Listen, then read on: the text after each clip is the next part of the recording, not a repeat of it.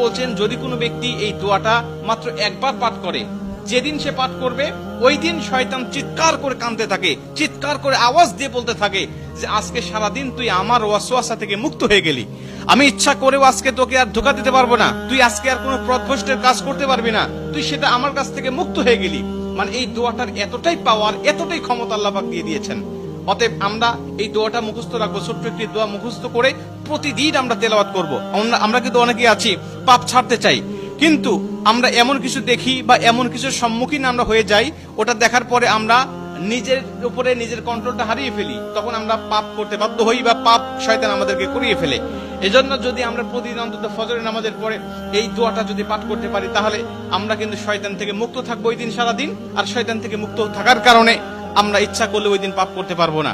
নবীজি এই দোয়াটা শিখিয়েছেন, আউযু বিল্লাহিল আযীম, আউযু বিল্লাহিল আযীম ওয়া বিওয়াজহিল কারীম।